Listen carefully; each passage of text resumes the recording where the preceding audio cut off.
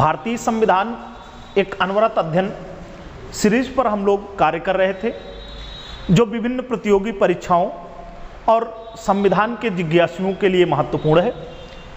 Mission institute के online platform पर आप पुनः उसी सीरीज पे आगे के क्लास का विवरण देखेंगे। जैसा कि हम लोगों ने देखा था कि भारतीय संविधान का निर्माण हो चुका था। भारतीय संविधान के निर्माण के पश्चात जब हमें 26 जनवरी 1950 को भारतीय संविधान तैयार मिल गया या लागू हो गया, तो उस भारतीय संविधान के लागू होने के पश्चात हम अध्ययन क्या करेंगे।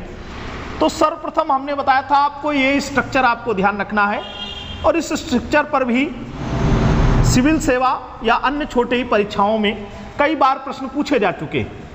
जैसे भारतीय संविधान की प्रस्तावना या उद्देशिका है, उसके भागों की संख्या 22 थी, अब वर्तमान समय में 25 पढ़ेंगे आप। अनुसूचियों की संख्या मूल संविधान में, अनुसूचियां मूल संविधान में 8 थी, वर्तमान समय में 12 हैं। अनुच्छेदों की बात करें तो अनुच्छेद मूल संविधान में जो थे उनकी संख्या 395 थी। आज भी ये संख्या 395 ही है, बशर्ते कि इसमें कुछ संशोधन करके इसकी संख्या को बताया जाता है कि 444 या 464। तो इस पर आपको कंफ्यूज नहीं होना है, 395 अनुच्छेद ही हैं, बशर्ते कि उनके कुछ उप अनुच्छेद जोड़े गए हैं। जैसे कि आप पढ़ते होंगे तो 21 में 21 का पढ़ते हैं, 43 में 43 का पढ़ते हैं, 48 में 48 का पढ़ते हैं। इस तरीके से कुछ नए अनुच्छेद जोड़े गए। और परिशिष्ट की संख्या देखेंगे तो परिशिष्टों की संख्या अगर देखें तो इनकी संख्या 4 है। आप अगर इस पर प्रश्न देखेंगे किस प्रकार के प्रश्न प्रतियोगी परीक्षाओं में पूछे गए हैं, तो प्रतियोगी परीक्षाओं में जो प्रश्न पूछे गए हैं, आप यूपीएससी का पेपर उठाइए तो कई बार आपको इसी स्ट्रक्चर से ही प्रश्न मिल जाएंगे कि पहले इस स्ट्रक्चर पर ही क्वेश्चन पूछा जाता था कि भाग कितने, अनुसूचियां कितनी, अनुच्छेद और परिशिष्ट, और इन चारों को लिखने के पश्चात उनकी संख्या लिख दी जाती थी, और उस संख्या पर कहीं ना कहीं 3 ऑप्शनों में त्रुटि कर दी जाती थी और एक ऑप्शन आपको राइट दे दिया जाता था और 3 रॉन्ग दे दिए जाते थे। तो आपको ध्यान रखना इस स्ट्रक्चर पर ही क्वेश्चन मिल जाएंगे। अब हम जब अध्ययन करना शुरू करेंगे तो अध्ययन में सबसे पहले भारतीय संविधान की प्रस्तावना या उद्देशिका पढ़ेंगे। भारतीय संविधान की प्रस्तावना या उद्देशिका पढ़ेंगे। तो इस भारतीय संविधान की प्रस्तावना या उद्देशिका क्या है, क्यों लाई गई, क्यों लिखी गई, इसका मकसद क्या है, उद्देश्य क्या है, इस पर प्रश्न कैसे बनते हैं, इसका तात्पर्य क्या है। मेरा यह मानना है कि भारतीय संविधान की प्रस्तावना प्रतियोगी परीक्षा के हर छात्र को याद होनी चाहिए और इस देश के आम से खास नागरिक के लिए जरूरी है, क्योंकि अगर आप प्रस्तावना से रूबरू हो जाते हैं तो यह पता चल जाता है कि भारतीय संविधान का दर्शन क्या है, भारतीय संविधान क्या कहना चाह रहा है, यह बात आपकी स्पष्ट हो जाती है। तो आज की क्लास हम लोग इसी पर अध्ययन करेंगे कि भारतीय संविधान की प्रस्तावना क्या है और इस पर कैसे प्रश्न पूछे जाते हैं। उन्हीं पर चर्चा होगी, उन्हीं का विश्लेषण होगा, और प्री मेंस में आपके सहयोगी प्रश्न भी होंगे कि कैसे कैसे प्रश्न पूछे जाते हैं और उनका वाजिब उत्तर हम लोग कैसे दे सकते हैं। अगर इस पर देखें कि प्रस्तावना या उद्देशिका, प्रस्तावना या उद्देशिका,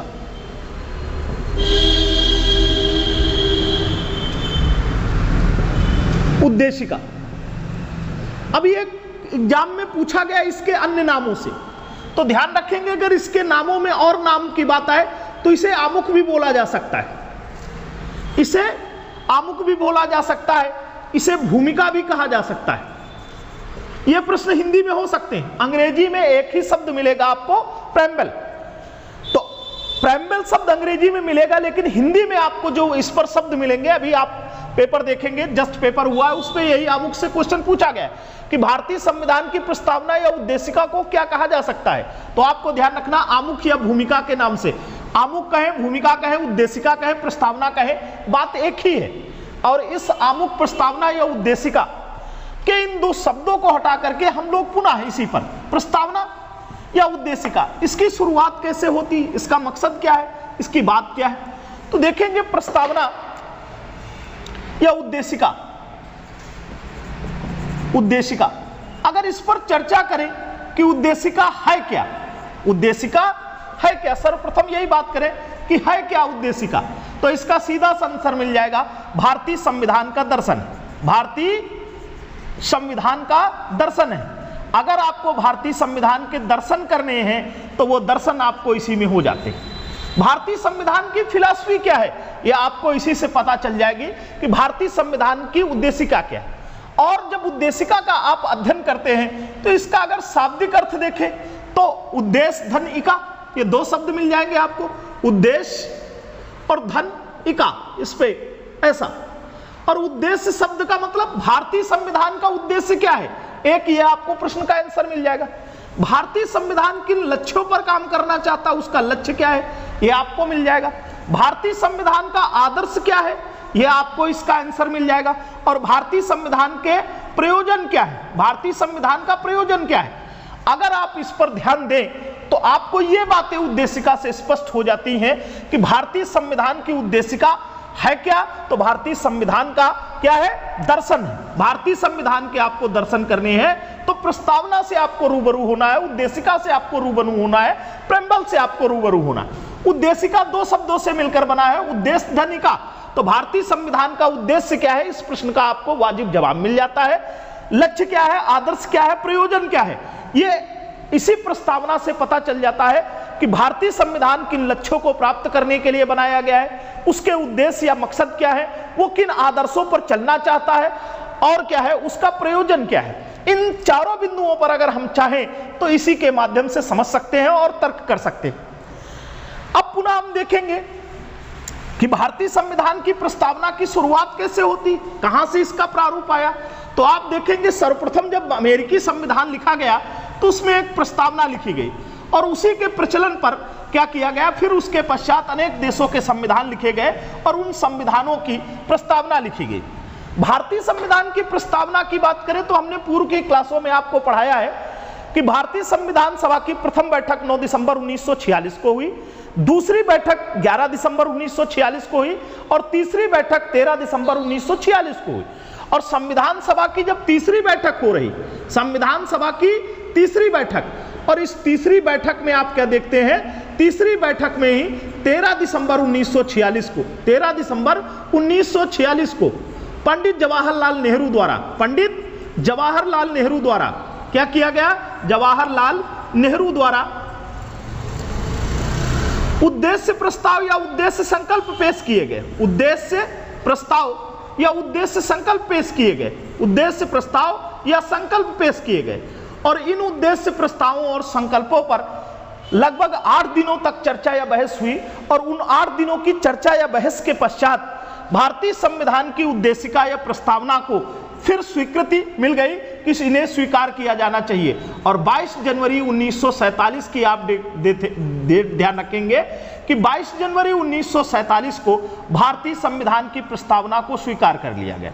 भारतीय संविधान की प्रस्तावना को स्वीकार कर लिया गया। ये कब शुरुआत की गई, 22 जनवरी 1947 को भारतीय संविधान की प्रस्तावना या उद्देश्य प्रस्ताव या उद्देश्य संकल्प को स्वीकार कर लिया गया। और जैसे ही उद्देश्य प्रस्तावों को स्वीकार कर लिया गया, इसी के आधार पर ये आधार बन गए किसका, भारतीय संविधान की प्रस्तावना। ये उद्देश्य प्रस्ताव आगे चल करके भारतीय संविधान की प्रस्तावना का आधार बन गए, भारतीय संविधान की उद्देशिका का आधार बन गए। अब यहां पर देखेंगे तो भारतीय संविधान पर प्रश्न, भारतीय संविधान की प्रस्तावना पर यहीं से प्रश्न शुरू हो जाते हैं। क्या प्रश्न शुरू हो जाते हैं, तो आप अगर इसको देखेंगे तो भारतीय संविधान की प्रस्तावना को भारतीय संविधान की आत्मा कहा जाता है। क्या कहा जाता है, भारतीय संविधान की आत्मा, हृदय, दिल, कुंजी, इन शब्दों पर आपसे प्रश्न पूछे गए। पेपर आप उठा के देखिए, किसी भी तरीके अगर पूछा जाता है कि भारतीय संविधान की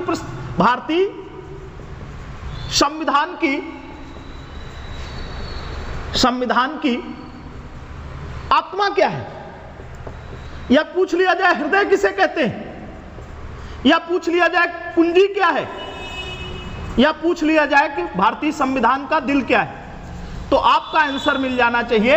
आपको ध्यान रखना है कि भारतीय संविधान का उद्देश्य आत्मा, हृदय, दिल, कुंजी किसे कहेंगे? तो प्रस्तावना या उद्देशिका को कहेंगे। ये आपसे प्रश्न पूछे गए, उद्देशिका को कहेंगे। लेकिन अगर प्रश्न की शैली चेंज हो जाए, भाषा चेंज हो जाए, तो आपका आंसर चेंज हो जाए। अगर यहीं पर कह दिया जाता कि भारतीय संविधान की आत्मा, हृदय, दिल, कुंजी डॉक्टर भीमराव अंबेडकर के अनुसार, डॉक्टर भीमराव अंबेडकर के अनुसार क्या है? अंबेडकर के अनुसार,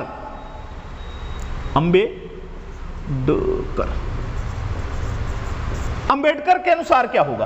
तो आपको ध्यान रखना है, उसका आंसर आपका वाजिब हो जाएगा अनुच्छेद 32, जिसे संवैधानिक उपचारों का अधिकार कहते हैं। इस पर जब हम डिस्कस करेंगे कि डॉक्टर भीमराव अंबेडकर ने अनुच्छेद 32 को भारतीय संविधान की आत्मा क्यों कहा, तो इस पर मौलिक अधिकारों पर विशद चर्चा करेंगे और इसका वाजिब आपको जवाब मिलेगा कि ऐसा क्यों कहा कि डॉक्टर भीमराव अंबेडकर के अनुसार भारतीय संविधान की आत्मा, हृदय, कुंजी, दिल किसे कहेंगे? अनुच्छेद 32 को। लेकिन अगर साधारणतया आपसे पूछा जाता है कि भारतीय संविधान की आत्मा, हृदय, कुंजी या दिल किसे कहते हैं, तो प्रस्तावना या उद्देशिका आपको ध्यान रखनी है।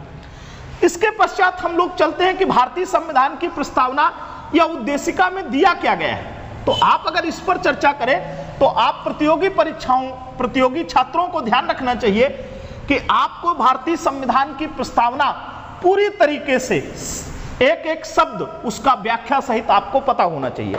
आपके प्री और मेंस में इससे कई सारे क्वेश्चन मिलते रहते हैं। सर्वप्रथम हम बात कर लेते हैं कि भारतीय संविधान की प्रस्तावना पर कुछ कथन कहे गए हैं। कुछ विद्वानों ने इसके मूल्यांकन पर या इस पर टिप्पणियां की हैं, और वो टिप्पणियां क्या हैं, उन टिप्पणियों को अगर पढ़ेंगे तो पता चल जाता है कि भारतीय संविधान की प्रस्तावना वास्तव में है क्या। जैसे सबसे महत्वपूर्ण बात एक मिलेगी ठाकुर दास भार्गव जी की। ठाकुर दास भार्गव जी कहते हैं, क्या कहते हैं? प्रस्तावना संविधान का सबसे सम्मानित भाग है। प्रस्तावना संविधान का सबसे सम्मानित भाग है। यह संविधान की आत्मा है, यह संविधान की कुंजी है, यह संविधान का आभूषण है, यह एक उचित स्थान जहां से कोई भी संविधान का मूल्यांकन कर सकता है। मतलब यह है कि भारतीय संविधान की अगर प्रस्तावना को पढ़ लिया जाए तो यह बताया जा सकता है कि हमारे संविधान निर्माताओं ने किस तरीके से भारतीय संविधान की बेहतरी के लिए या भारतीय संविधान को समझने के लिए प्रस्तावना में ही महत्वपूर्ण शब्दों का समावेश कर दिया, जिसमें कम से कम शब्दों के माध्यम से हम ये समझ पाए कि भारतीय संविधान किन उद्देश्यों और मकसदों के साथ बनाया गया। दूसरे सेंटेंसों में और कुछ आपको ध्यान रखना होगा। तो एन.ए. पालकीवाला एक व्यक्ति है, एन.ए. पालकीवाला, उन्होंने एक सेंटेंस कहा है कि प्रस्तावना भारतीय संविधान का परिचय पत्र है। ये आपसे कहीं ना कहीं टीजीटी पीजीटी में ये प्रश्न पूछे जा सकते हैं। एन.के. पालकीवाला ने कहा है कि भारतीय संविधान की प्रस्तावना संविधान का एक परिचय पत्र है। के.एम. मुंशी जी के सेंटेंस अगर पढ़ेंगे तो के.एम. मुंशी जी कहते हैं भारतीय गणराज्य का, प्रस्तावना भारतीय गणराज्य का भविष्य फल है। इससे पता चल जाएगा कि भविष्य में क्या प्राप्त होगा। अगर आप देखेंगे न्यायमूर्ति एम हिदायतुल्लाह को, तो न्यायमूर्ति एम हिदायतुल्लाह जी कहते हैं कि भारतीय संविधान की ये मूल आत्मा है, शाश्वत है और अपरिवर्तनीय है, जिसे परिवर्तित नहीं किया जा सकता। तो इन बिंदुओं से पता चलता है कि भारतीय संविधान की प्रस्तावना की महत्ता क्या है। अगर विदेशी संविधानविदों या विदेशी राजनीतिक चिंतकों को देखेंगे तो विदेशी राजनीतिक चिंतकों ने क्या कहा है? उन्होंने कहा कि जो उन्होंने कई पुस्तकों में लिखना चाहा था वो भारतीय संविधान निर्माताओं ने केवल प्रस्तावना में ही समाहित कर दिया है। ये भारतीय संविधान की प्रस्तावना की महत्ता है। अब हम लोग अगर प्रारंभ करें कि भारतीय संविधान की प्रस्तावना या उद्देशिका में लिखा क्या है, तो आपको इन शब्दों को ध्यान रखना होगा। हम भारत के लोग, हम भारत के लोग, भारत के लोग भारत को एक संपूर्ण प्रभुत्व संपन्न, संपूर्ण प्रभुत्व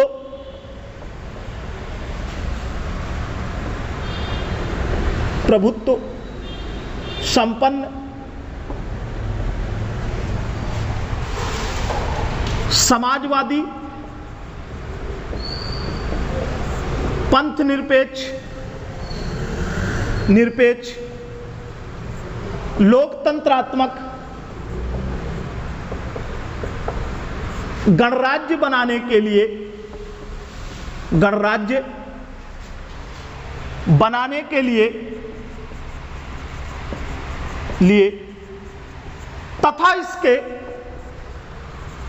तथा उसके समस्त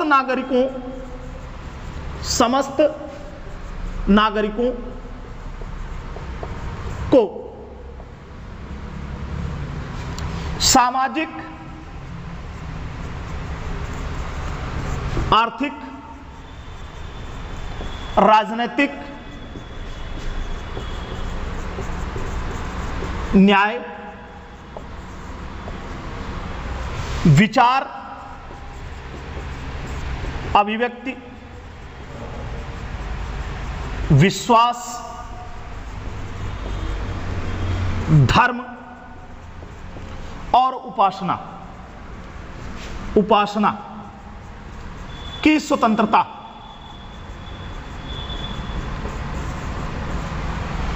प्रतिष्ठा एवं अवसर की समता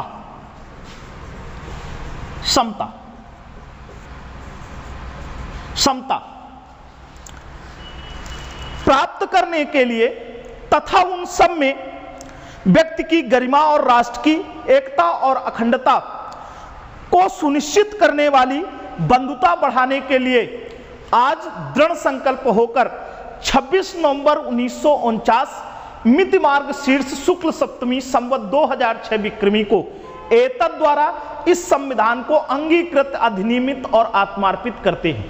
यह भारतीय संविधान की प्रस्तावना है। पूर्व के आप पेपर देखिए, आप इन बातों को देखिए। अगर इसका सार की बात करें, इसके दर्शन की बात करें, तो वो तो अभी हम बात करेंगे। प्रश्नों पर अगर आप गौर करेंगे तो इस पर जितने शब्द लिखे गए उन प्रत्येक शब्द पर क्वेश्चन किए गए और आपको ध्यान रखना है, एक एक शब्द का विश्लेषण आपको पता होना चाहिए। अब यहां पर ध्यान रखेंगे, प्रथम दृष्टया शब्द लिखे गए हम भारत के लोग, शब्द लिखे गए हम भारत के लोग। हम भारत के लोग का शाब्दिक अर्थ क्या है? हम भारत के लोग जो शब्द समाहित किए गए हैं, इसका मतलब है कि भारतीय जनता जो है, भारत की जो जनता है, भारत के जो लोग हैं, यही इस देश के संप्रभु लोग हैं। इन्हीं के पास संप्रभुता है। भारत में अगर कोई सबसे ज्यादा सर्वोच्च शक्ति रखता है तो किसी पदाधिकारी के पास, राष्ट्रपति से लेकर के एक आम नागरिक तक, किसी के पास शक्ति नहीं है। अगर यहां पर हिंदुस्तान में कोई शक्तिशाली है तो सर्वाधिक शक्तिशाली भारत में आम पब्लिक, आम जनता या यहां के नागरिक हैं। और अगर इसको मैं बस संक्षिप्त शब्दों में कहूं तो इस देश के मालिक इस देश के आम नागरिक हैं, ना कि कोई पदाधिकारी। क्योंकि पदाधिकारी आते और जाते रहते हैं। इस गणराज्य में देखेंगे तो इस गणराज्य का जो मालिक है वो भारत की जनता है। ये आपको तो भारतीय, हम भारत के लोग, इसको पूछा जाता है we the people of India शब्द, we the people of India शब्द। तो इनकी अगर तुलना करें तो यूएनओ में लिखे गए शब्द we the people of UNO, we the people of United State of America, USA, तो दोनों अमेरिकी संविधान की प्रस्तावना और यूएनओ के संविधान की प्रस्तावना, दोनों जगह इन्हीं शब्दों का यूज किया गया है। सेम उसी तरीके से हमारे देश के संविधान में भी ये शब्द उल्लिखित किए गए कि हम भारत के लोग, we the people of India. ये शब्द इस महत्ता को दर्ज कराते हैं कि इस देश के नागरिक ही इस देश के असली वारिस या असली मालिक हैं। आगे कह रहा भारत को, हम भारत के लोग, सभी लोग क्या करेंगे? हम भारत को, किसको? भारत को क्या बनाएंगे? गणराज्य। ये आपको ध्यान रखना, क्या बनाएंगे? गणराज्य। अब ये गणराज्य बनाने के लिए क्या करेंगे? तो कैसा गणराज्य बनाएंगे? गणराज्य कैसा होगा? तो यहां पर एक कंडीशन ध्यान रखिएगा। नंबर 1 संपूर्ण प्रभुत्व संपन्न, नंबर 2 समाजवादी, नंबर 3 पंथ निरपेक्ष, नंबर 4 लोकतंत्रात्मक। अब यहां पर आप अगर इन शब्दों पर गौर करें तो इनसे आपसे देखेंगे यूपीएससी 2016 का मेंस का पेपर उठाइए। पीटी में तो कई बार की मैं गणना नहीं कर सकता, बता नहीं सकता कि आपको पीटी में कितनी बार उत्तर प्रदेश या अन्य प्रदेशों की लोक सेवा आयोगों द्वारा या केंद्रीय लोक सेवा आयोग द्वारा विभिन्न परीक्षाओं में इनसे पीटी में तो प्रश्न पूछे गए हैं। मेंस 2016 का पेपर देखिए तो ये पूछा गया है प्रश्न कि भारतीय गणराज्य के विशेषणों की व्याख्या कीजिए। भारतीय गणराज्य के विशेषणों की व्याख्या कीजिए। अब ये विशेषण कौन से हैं? तो आपको ध्यान रखना ये 4 ही विशेषण है। ये 4 विशेषण भारतीय संविधान की प्रस्तावना में दिए गए। अन्य विशेषणों पर आप अलग से चर्चा कर सकते हैं, लेकिन अगर इन 4 बिंदुओं पर लिखेंगे तो आपका प्रश्न को पूरी तरीके से स्पष्ट हो जाएगा। और बहुत सारे लोग जो प्रश्न सिविल सेवा के आते हैं वो आज की डेट में कोड भाषा में आते हैं, और अगर उनको कोई डिकोड कर लेता है तब तो वाजिब आंसर दे पाता है, अन्यथा वाजिब आंसर नहीं दे सकता। तो आपको ध्यान रखना है कि पहले प्रश्न समझना है कि किस कोड में। तो कोड क्या है? गणराज्य के विशेषण। विशेषण कितने हैं? 4। उनका सविस्तार उल्लेख कीजिए, विश्लेषण कीजिए। तो आपसे जो प्रश्न पूछा गया है उसका यह तरीका, और पीटी में आपको इनका क्रम व्यवस्थित करने के लिए दिया गया है कि सबसे पहले क्या है? संपूर्ण प्रभुत्व संपन्न, समाजवादी, पंथनिरपेक्ष और लोकतंत्रात्मक। संपूर्ण प्रभुत्व संपन्न, समाजवादी, पंथनिरपेक्ष और लोकतंत्रात्मक गणराज्य। हम भारत को कैसा गणराज्य बनाएंगे? भारत को गणराज्य बनाएंगे, और उस गणराज्य को क्या बनाएंगे? संपूर्ण प्रभुत्व संपन्न। इसका तात्पर्य है कि अब हमारा देश अपनी आंतरिक और बाह्य नीतियों के लिए, विदेश नीतियों के लिए किसी भी देश के अधीन या अनुनय में नहीं काम करेगा, वो इसके लिए स्वतंत्र है, प्रभुत्व संपन्न है। समाजवादी, एक ऐसा देश बनाएंगे जिसमें सर्वजन हिताय सर्वजन सुखाय की बात की गई है। इसमें किसी पूंजीपति या पूंजीपतियों के संबंध में काम नहीं किया गया। हमारी अर्थव्यवस्था, हमारी जो इकोनॉमी या हमारी जो राजनीतिक सोच है वो समाजवादी इस देश की सोच है। अर्थात क्या है कि हमारा देश पूंजीवाद पर नहीं चलता है, समाजवाद पर चलता है, सर्वजन हिताय सर्वजन सुखाय की भावना से। पंथ निरपेक्ष, इस सेकुलर शब्द को देखेंगे। पंथ निरपेक्ष या सेकुलर शब्द का तात्पर्य है, इसका अगर मीनिंग पढ़ेंगे तो पुस्तकों में आपको यह बताया जाता है कि पंथ निरपेक्ष का तात्पर्य होता है कि हिंदुस्तान किसी धर्म या पंथ के पक्ष में ही नहीं पक्षपात करेगा, हर धर्म से निरपेक्ष भाव से कार्य करेगा, हर धर्म के प्रति निरपेक्ष रहेगा। लेकिन इस निरपेक्षता या तटस्थता का तात्पर्य ये नहीं है। इसका आपको ध्यान रखना है तात्पर्य कि भारत जो है वो हर धर्म का सम्मान करता है, उस धर्म को मानने वाले चाहे बहुसंख्यक हो और चाहे अल्पसंख्यक हो। अर्थात हिंदुस्तान में अगर धर्म को मानने वाले किसी धर्म को मानने वाले 2-4 व्यक्ति भी हैं तो भी उनके धर्म को उसी तरीके से सम्मानित किया जाएगा, सम्मान दिया जाएगा जिस तरीके से अन्य धर्मों का। लोकतंत्रात्मक डेमोक्रेसी, इसकी परिभाषा से आप वाकिफ होंगे। लोकतंत्र की परिभाषा स्पष्ट रूप से अमेरिकी राष्ट्रपति अब्राहम लिंकन ने दी है, जो एक उनका गेटिसबर्ग का सम्मेलन चल रहा था। टीजीटी पीजीटी वाले देखेंगे या अन्य एग्जामों में देखेंगे तो कई जगह यही पूछा गया है कि अब्राहम लिंकन ने लोकतंत्र के विषय में जो एक बेहतर परिभाषा, सर्वोत्कृष्ट परिभाषा दी है वो कहां पर दी है और संक्षिप्त शब्दों में। तो उन्होंने गेटिसबर्ग सम्मेलन में कहा था कि लोकतंत्र का शाब्दिक अर्थ होता है जनता का, जनता के द्वारा जनता के लिए शासन को क्या कहते हैं? लोकतंत्र कहते हैं। तो हमारा देश लोकतंत्रात्मक। रही बात गणराज्य की, गणराज्य को ध्यान रखना है, इसका मीनिंग पूछा गया, गणराज्य किसे कहते हैं? तो गणराज्य को आपको ध्यान रखना है, गणराज्य का शाब्दिक अर्थ होता है, अभी आप इस शब्द से भी वाकिफ हो जाएंगे। ये गणराज्य शब्द शायद ना होता तो राष्ट्रपति द्रौपदी मुर्मू जी ना बनी होती, आप वहां पर दूसरा किसी राजा रानी के लड़के को देख रहे होते। लेकिन ये गणराज्य शब्द है जिसका तात्पर्य होता है कि ऐसा देश जिसका राष्ट्राध्यक्ष क्या होगा? निर्वाचित होगा। क्या होगा? निर्वाचित होगा, वंशानुगत नहीं होगा, निर्वाचित होगा। या फिर इसको कह सकते हैं वंशानुगत नहीं होगा, वंशानुगत नहीं होगा, वंशानुगत नहीं होगा। अर्थात अब राजा क्या है? हमारे देश में गणतंत्र है, राजतंत्र नहीं।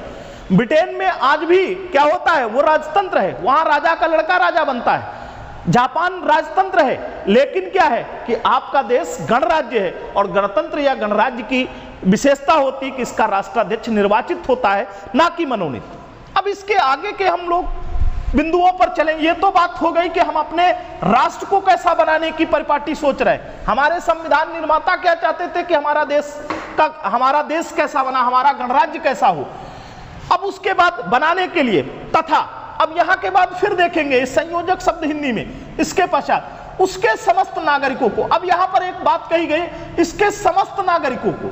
समस्त नागरिकों में यह नहीं कहीं कहा जा रहा केवल हिंदुओं को, केवल मुसलमानों को, केवल दलितों को, केवल अगड़ों को, केवल पिछड़ों को, केवल महिलाओं को, केवल पुरुषों को, केवल अमीरों, केवल गरीबों। यहां पर सबके समस्त जो भी हिंदुस्तान के नागरिक हैं उन समस्त नागरिकों को अब क्या करेंगे? समस्त नागरिकों को। देखिए 3 शब्दों से वाकिफ होइए, 1 2 3। तो पहला क्या है, इनका क्रम भी ध्यान रखना, इनसे सिविल सेवा में प्रश्न पूछे गए। सामाजिक न्याय, आर्थिक, राजनीतिक न्याय। न्याय कितने प्रकार का? 3 प्रकार का न्याय समस्त नागरिकों को प्राप्त होगा, कोई भी हो, सामाजिक, आर्थिक, राजनीतिक। और सामाजिक न्याय का मतलब समाज में किसी के साथ गैर बराबरी नहीं होगी। संविधान सबको एक समान दृष्टिकोण से देखता है, समाज में अब कोई छोटा बड़ा नहीं। आर्थिक आधार पर, पहले लोग वंशानुगत आधार पर व्यवसाय कर सकते थे, लेकिन आज की तिथि में आप जो भी व्यवसाय करना चाहें, आर्थिक आप नियोजन के लिए जो भी गतिविधियां करना चाहें, वो आपको न्याय मिलेगा, उसके लिए कोई आपको रोक नहीं सकता। राजनीतिक न्याय की बात करें, पहले राजा के लड़के ही राजा बना करते थे, कुछ व्यक्ति विशेष ही लोग चुनाव लड़ा करते थे या वही पद शासन सत्ताओं में जा सकते थे। आज की तिथि में आपने बहुत बार देखा होगा कि एक रेहड़ी पटरी वाले को भी सांसद और विधायक बनते हुए देखा होगा। अक्सर आपको न्यूज़पेपरों के माध्यम से ऐसी खबरें मिल जाएंगी। वो इसलिए होता है कि हिंदुस्तान में राजनीतिक न्याय लागू है। आपने बहुत बार देखा होगा, बहुत सारे लोगों को पीएम और सीएम बनते हुए देखा होगा। तो ध्यान रखेंगे, हिंदुस्तान के समस्त नागरिकों को 3 प्रकार के न्याय की व्यवस्था की गई है। 3 प्रकार। प्रतियोगी परीक्षाओं में इनका क्रम ध्यान रखना है, क्रमशः क्या क्या है और कितने प्रकार के न्याय हैं। तो 3 प्रकार के न्याय और 5 प्रकार की स्वतंत्रताएं देने की बात की गई है। 5 प्रकार की जो स्वतंत्रताएं देने की बात की गई है, एक विचार की, अभिव्यक्ति, विश्वास, धर्म और उपासना। आपको ध्यान रखना है, विचार, अभिव्यक्ति, विश्वास, धर्म और उपासना, 5 प्रकार की स्वतंत्रताएं। यहां से प्रश्न है आपका बार बार, तो आपको ध्यान रखना, आप अपने तरीके के विचार रखने के लिए, विचार करने के लिए स्वतंत्र है। आपको बाध्य नहीं किया जाएगा कि आप यही सोचिए, यही सच है ना। अभिव्यक्ति, आपको अभिव्यक्ति का राइट मिला है। आपने कुछ दिनों में देखा होगा, अभी आपके देश के मुख्य न्यायाधीश एन वी रमन्ना साहब ने रांची के सम्मेलन में यह बात स्पष्ट की है कि आज अभिव्यक्ति की स्वतंत्रता को, कुछ लोग चाहते हैं कि अभिव्यक्ति की स्वतंत्रता दब जाए, लेकिन अभिव्यक्ति की स्वतंत्रता दबाने का तात्पर्य है कि व्यक्ति को उसके जीवंत होने की ही मुहिम को कम करना या समाप्त करना। तो अभिव्यक्ति के बहुत सारे आयाम या तरीके हो गए, जैसे मैं आपको आज इस ऑनलाइन प्लेटफॉर्म के माध्यम से पढ़ा रहा हूं, यह एक अभिव्यक्ति का तरीका है कि हम आप प्रत्यक्ष ना हो करके, आप दूर दराज बैठे हैं, फिर भी हम आप तक अपनी बात रख पा रहे हैं, इन मुद्दों को समझा पा रहे हैं या इस पर चर्चा या बहस कर पा रहे हैं, आपकी प्रतियोगी परीक्षा की उपयोगिता बढ़ रही, यह भी एक अभिव्यक्ति का माध्यम। विश्वास, आप किसी भी दल, किसी भी धर्म, किसी भी व्यक्ति पर विश्वास कर सकते हैं, इसके लिए भी आपको बाध्य नहीं किया जाए। और किसी भी तरीके का धर्म आप चाहे तो उसको, जैसा भी धर्म चाहते हैं, जब परिवर्तित कर सकते हैं, बदल सकते हैं, आप उसको अडॉप्ट कर सकते हैं, मान सकते हैं। जिस भी धर्म में आपको लगे कि आपका जीवन सबसे सम्मानित महसूस होगा, आप उस धर्म को मान सकते हैं, यह भी आपको स्वतंत्रता है। उपासना, आपको पूजा अर्चना उपासना की पद्धति है, आप जैसे भी चाहे उन तरीकों के माध्यम से पूजा उपासना अर्चना कर सकते हैं। यह आपको 5 प्रकार की स्वतंत्रताएं दी गई। और प्रत्येक नागरिक को प्रतिष्ठा और अवसर की समता, प्रतिष्ठा और अवसर की समता, इसको ध्यान रखना है, प्रतिष्ठा और अवसर की समता। हिंदुस्तान में प्रत्येक नागरिक की अपनी प्रतिष्ठा है और सबको समान अवसर दिए जाएंगे, यह भी ध्यान रखना है। आपको ध्यान रखना है कि अवसर की समता चाहिए। बहुत सारे लोग बताते रहते हैं, देखा होगा आपने, बहुत सारे वाक्यातों में लोग कहते रहते हैं कि दया नहीं अधिकार चाहिए और अवसर एक समान चाहिए। तो हिंदुस्तान में आपको दया के पात्र बनने की जरूरत नहीं, इस देश के आप मालिक हैं और यहां पर आप कह सकते हैं कि दया नहीं अधिकार चाहिए, अवसर एक समान चाहिए। तो आप उन अवसरों को अगर सही से उपयोग करते हैं तो आप हिंदुस्तान में, आपने द्रौपदी मुर्मू जी को देखा है कि एक उड़ीसा के गांव से क्या करते हैं, एक आम कच्ची गली से, मतलब सड़क से संसद तक पहुंच रहे हैं, और संसद ही नहीं, उस कच्ची गली से, कच्ची रोड से सड़क से संसद तक पहुंचने का काम जो हुआ है वो इसलिए कि सबको यहां हिंदुस्तान में अवसरों की समानता है, कौन उसको किस लहजे में उपभोग करता है। इसके पश्चात देखेंगे तो हम लोगों को फिर देख लेना है कि इन पर प्रश्न कैसे कैसे आए। एक तो महत्वपूर्ण शब्दों के शब्दार्थ पूछे गए, इनका क्रम पूछा गया है। दूसरी चीज पूछा गया है कि भारत में न्याय कितने प्रकार के नागरिकों को प्रस्तावना के माध्यम से दिए गए हैं, स्वतंत्रताएं कितने प्रकार की, और प्रतिष्ठा और अवसर की क्षमता की। आगे देखेंगे अगर आप इसके पश्चात, तो इसके पश्चात अगर आप अध्ययन करें तो आपको देखने को मिलेगा कि जो आगे के शब्द कहे गए हैं उन पर भी हम लोग चर्चा कर लेते हैं। उन पर चर्चा करते समय देखेंगे कि किस तरीके से हमारे देश की संविधान की प्रस्तावना को लागू किया गया। एक चीज और ध्यान रखेंगे, यह हिंदुस्तान का संविधान जो है थोपा हुआ संविधान नहीं है, यह स्वीकृत है और आम जनता द्वारा स्वीकृत है। क्यों? क्योंकि आम जनता ने अपने प्रतिनिधियों को भेजा था और उन प्रतिनिधियों ने पूर्णतः ईमानदारी के साथ आपके भविष्य को बेहतर बनाने के लिए बड़ी ही शिद्दत के साथ कार्य किया। अब आप आगे देखेंगे तो प्रतिष्ठा एवं अवसर की समता प्राप्त करने के लिए तथा उन सब में व्यक्ति की गरिमा, अब ध्यान रखना है, व्यक्ति की गरिमा मतलब आप गरिमा में जीवन जीने के लिए स्वतंत्र, व्यक्ति की गरिमा और राष्ट्र की एकता और अखंडता बढ़ाने वाली बंधुता या भाईचारे बढ़ाने के लिए, बंधुता बढ़ाने के लिए दृढ़ संकल्प होकर आज 26 नवंबर 1949, यहां से फिर तिथि ध्यान रखना है, 26 नवंबर 1949 और ब्रैकेट में लिखा मिलेगा आपको, यह प्रतियोगी परीक्षार्थियों के लिए बेहतर होगा, यह भी ध्यान रखना है आपको। मिति मार्ग शीर्ष शुक्ल सप्तमी संवत 2006 विक्रमी को आगे लिखा जाएगा। एतद द्वारा इस संविधान को 3 शब्द मिलेंगे, अंगीकृत, अधिनियमित,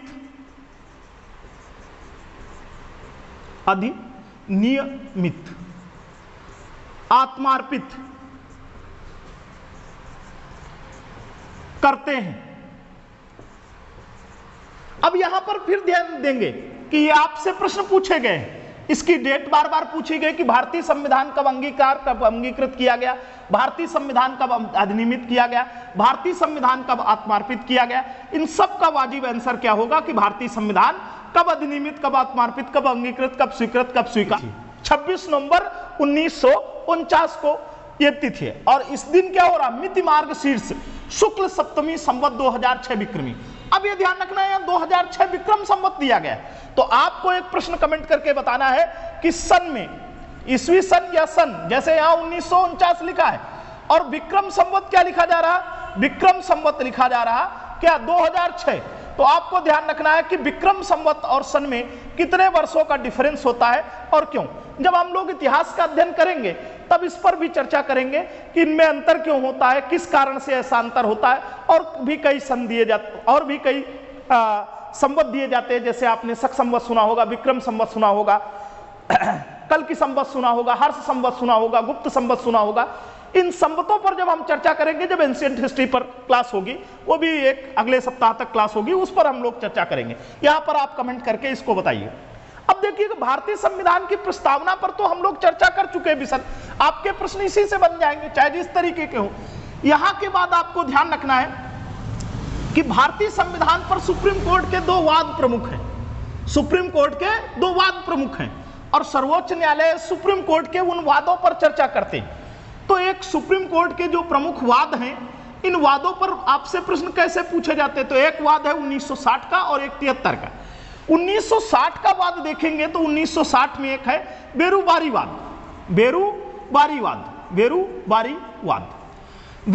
वाद में सुप्रीम कोर्ट ने कहा, क्या कहा, सुप्रीम कोर्ट ने कहा कि प्रस्तावना संविधान का अभिन्न अंग नहीं, संविधान का अभिन्न अंग नहीं है। दूसरी चीज इसने, एक तो यह बिंदु किया, दूसरा बिंदु क्या स्पष्ट किया, कहा कि अगर संविधान की भाषा कहीं पर स्पष्ट है, संविधान का अर्थ समझने में कहीं दिक्कत है, अर्थ स्पष्ट नहीं हो पा रहा, अर्थ स्पष्ट नहीं होता है, तो उस अर्थ की स्पष्टता के लिए आप प्रस्तावना की भाषा का प्रयोग या प्रस्तावना की भाषा का सहारा लिया जा सकता है। ये 2 बिंदु आपको ध्यान रखने हैं, दोनों प्रश्न पूछे गए हैं। प्रस्तावना संविधान का अभिन्न अंग नहीं है, उद्देशिका संविधान का अभिन्न अंग नहीं है, किसमें कहा गया, बेरूवादी वाद में। और दूसरा कहा गया कि किंतु अगर कहीं भारतीय संविधान का अर्थ स्पष्ट नहीं हो रहा है तो उस अर्थ की स्पष्टता के लिए इसकी भाषा या इसके अर्थ का प्रयोग किया जा सकता है। एक तीसरा और इस पर ध्यान रखेंगे बिंदु कि इसमें यह कहा गया कि जब प्रस्तावना संविधान का अभिन्न अंग नहीं है तो संसद उसमें संशोधन नहीं कर सकती। लेकिन सुप्रीम कोर्ट ने अपने इस वाद को, अपने इस निर्णय को 1973 के बेरुवारी 1973 के केशवानंद भारती बनाम केशवानंद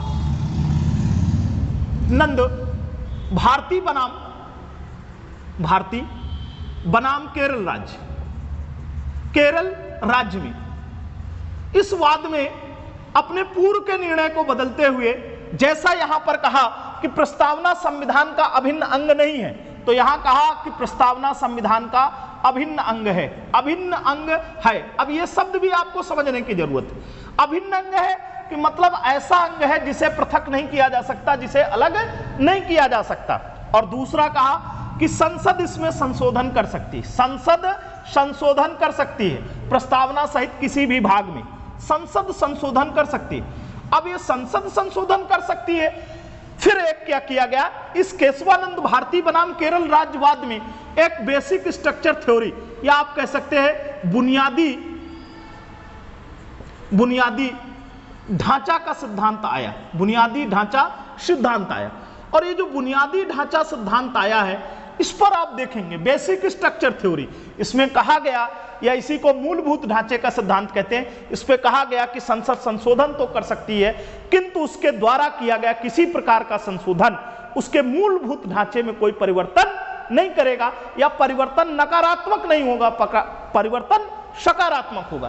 तो ये 1960 और 73 के वाद के जस्ट पश्चात, जब 73 में ये वाद आ जाता है तभी उसके बाद आप देखेंगे तो 1976 में एक संविधान संशोधन होता है जिसे मिनी कॉन्स्टिट्यूशन कहा जाता है। 42वें संविधान संशोधन 1976 के द्वारा, 42वां संविधान संशोधन 1976 में हुआ। और इसके द्वारा क्या किया गया, भारतीय संविधान की प्रस्तावना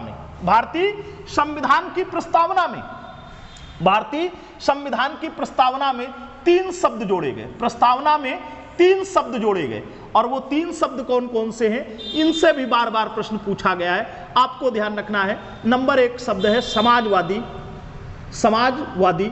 दूसरा शब्द आपको ध्यान रखना है पंथ निरपेक्ष या धर्मनिरपेक्ष, भी आपके ऑप्शन में मिल सकता है, धर्मनिरपेक्ष या पंथ निरपेक्ष। और तीसरे शब्द पर आप जाएंगे तो और अखंडता या फिर आप कह सकते हैं अखंडता। ये 3 शब्द जोड़े गए भारतीय संविधान की प्रस्तावना में। और 3 शब्द जब जोड़ दिए गए, समाजवादी, पंथ निरपेक्ष और अखंडता, कब जोड़े गए, 42वें संविधान संशोधन 1976 द्वारा। और एक बात यहां पर ध्यान रखनी है कि संविधान की प्रस्तावना में अब तक मात्र एक बार ही संशोधन हुआ है और वो संशोधन 42वें संविधान संशोधन 1976 द्वारा किया गया। और इसी 42वें संविधान संशोधन 1976 को मिनी कॉन्स्टिट्यूशन के नाम से जाना जाता है। आप 2 प्रश्न और कोड करके रखिएगा क्योंकि आपसे पूछ लेगा उल्टा प्रश्न इसको, इस प्रश्न की जैसे ही भाषा चेंज करनी होगी एग्जामिनर को, तो भाषा कैसे चेंज कर देगा, वो कह देगा कि भारतीय संविधान की मूल प्रस्तावना में निम्न में से कौन से शब्द नहीं थे। तो आपको ध्यान रखना है कि मूल संविधान की प्रस्तावना में या मूल प्रस्तावना में ये 3 शब्द नहीं थे। अब आपको एक प्रश्न मैं दे रहा हूं, उसको कोड करके कमेंट करके बताइएगा कि भारतीय संविधान की प्रस्तावना में मूल प्रस्तावना में कितने शब्द थे और वर्तमान प्रस्तावना में कितने शब्द हैं। आज की क्लास यहीं तक रखते हैं, नेक्स्ट क्लास कल होगी।